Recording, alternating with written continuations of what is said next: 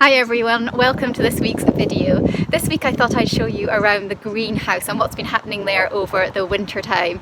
There's going to be lots of new seeds getting sown in the next few weeks in there, but today we're going to have a look at what we sowed back in the autumn. So back in August, September time, if you remember, we sowed some seeds then, and we're going to have a look at how those little plants have been doing over the winter, which ones have managed to make it through and which ones have we lost. We're also going to have a look at the sweet peas. If you remember as well, we sowed some sweet pea seeds back in the autumn as well, so we'll have a look at what stage those plants are at just now.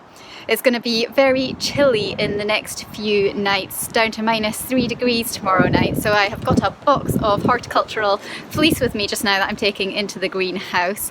I don't want to lose any of these plants that I have worked so hard to grow and keep going over the winter time from a few late winter chilly nights. So I'm just going to cover them with 30-gram horticultural fleece, and that'll help protect them just on those extra chilly nights, and I can take it off again when the temperatures increase.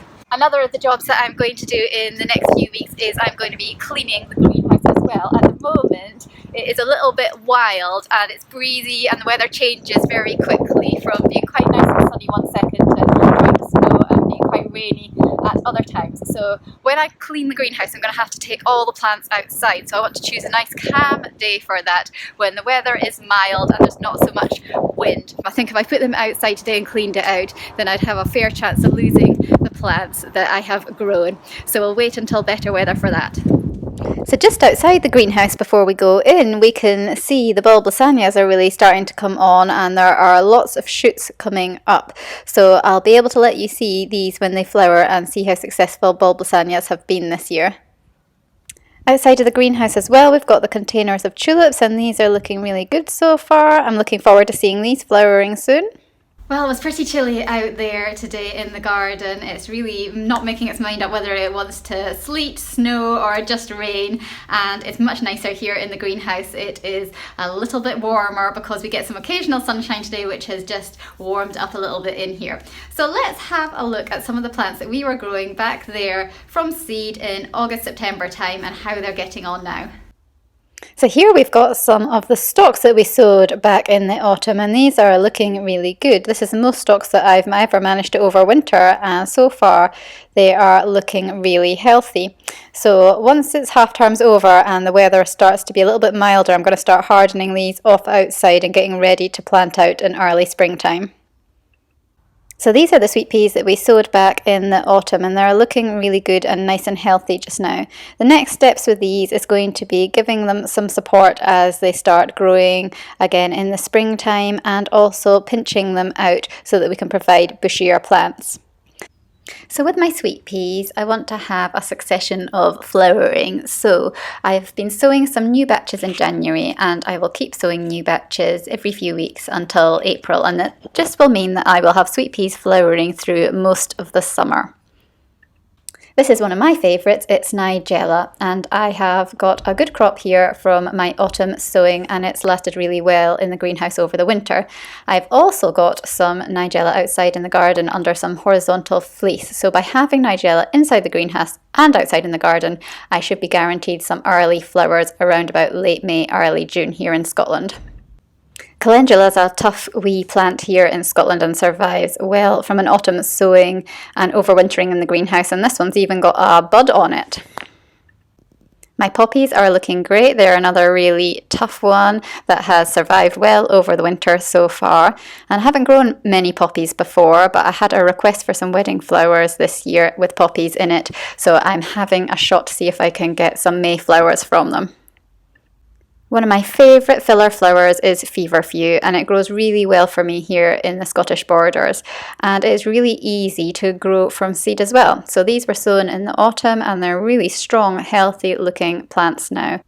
Like the Feverfew, Yarrow is another first year flowering perennial, and these are really easy to grow from seed and overwinter in Scotland too, and come in so many different shades and colours that they can be an exciting addition to your garden.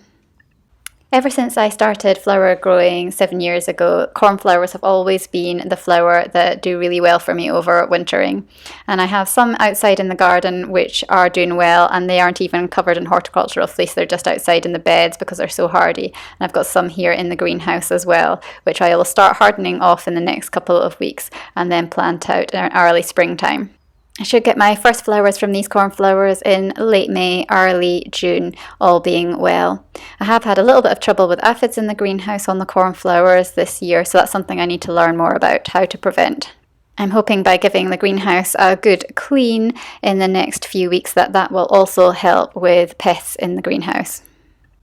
Alongside the cornflowers, another really hardy, tough plant to overwinter is corn cockles, and they will give you lovely purple flowers in late May, early June as well. So these have probably been some of the strongest plants that I've managed to overwinter in the greenhouse this year.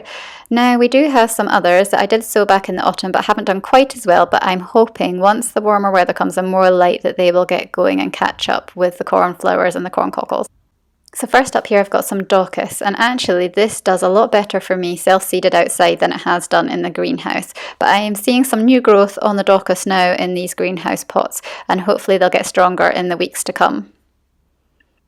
So next up we've got another of my favourites, which is Larkspur, and I do have some that are doing quite well, but I did lose an awful lot this year, and I think I lost them when I transplanted them and potted them on, and I was late doing this. Larkspur takes a bit longer to germinate than some of the other seeds that I sowed in the autumn, and then I got busy with Christmas wreaths, Christmas holidays, and potting on didn't happen as early as it should have done. And I think when I did transplant them, then they sulked a bit and they didn't like it, and I lost quite a few then.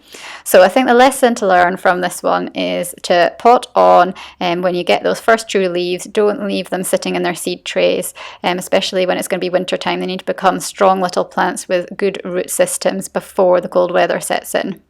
So next autumn, I think I will start my Larkspur seeds off even earlier. I think I'll start them off in early August, even possibly in late July, to get sturdy root growth, better plants that I have already potted on before the Christmas rush. Ammi Magus is something that I haven't been able to overwinter very well in the last few years, but I thought I'd try again this year. And the plants were looking good to start with, but unfortunately they got nibbled in the winter with something, and I don't know what it was. I don't know whether it was a mouse in the greenhouse. I don't know whether it was slugs or snails, but I managed to rescue them, and I've moved them away from where they were previously, checked for slugs and snails, and they are starting to put on new growth now. So I'm hoping that they had a good root system, and some of the leaves and shoots did get chewed, but not all of them, so the plant should be able to recover, and we'll just watch it carefully over the next few weeks. Snapdragons, I've got a few of these that have managed to overwinter this year, and they have got to the stage where I've started pinching back some of them because they'd been growing so well that they needed to be pinched back to promote side shoots and a bushier, stronger plant. And you can see here where I've pinched it out, and already we're starting to get branching on the side shoots. Snapdragons, like lots of the other hardy annuals like the cornflowers and corn cockles and scabious, I will do repeat sowings of in the next few weeks so that you get a nice succession of flowers right the way through the season. So next steps, start hardening off on nicer days outside all of these hardy annuals. So putting them outside for a few hours and then back into the greenhouse and gradually increasing the time spent outside. And I've got a video on hardening off seedlings that you can watch from last year if you look back through the videos, and that'll help show you how to do it. And then once they're hardened off, we'll get them planted out into the garden and just watch the weather. If the weather looks like it's going to have a late winter shower of snow and ice, then I'll cover the newly planted out plants with horticultural fleece. But if the weather is mild, then we'll just leave them to grow uncovered in the garden. And then we'll get on in the next few weeks to lots more seed sowing. So the weather forecast says that it is going to be below freezing for the next couple of nights. Tomorrow night is forecast to be -3 degrees Celsius. So I want to protect my plants. If the overnight temperatures are above freezing, then they don't need any extra protection in the greenhouse. These are hardy annuals and they can cope with cool weather. But when it dips down below freezing, I just want to give them some added protection. At this stage, late in the winter, I don't want to be losing the plants overnight to one cold spell when I've worked so hard to get them through all these winter months. So this is what my horticultural fleece looks like. It's 30 grams, the kind that I use. I have used 17-gram fleece in the past, but I've found that it doesn't last as long and it rips really easily, and I just like that extra protection that 30 grams gives to my plants.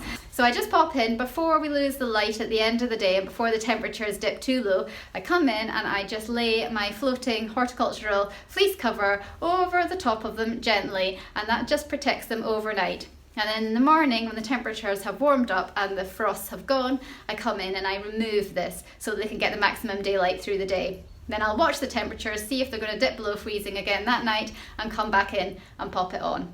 And when I know we're out of that chillier spell and I know that the overnight temperatures are going back above freezing, then they won't need this anymore. So it's just a case of keeping your eye on the weather forecast at the moment and seeing what it's doing so you don't get caught out. I am going to start sowing lots of seeds in the coming weeks. I've been holding off as long as possible with most of them until we get a few more hours of daylight. So after half-term holidays, which are next week with the kids off, and then I'm going to start my seed sowing. So thanks very much for watching today's video. I hope you like seeing around the greenhouse and what is doing well and what's not done so well over the winter time.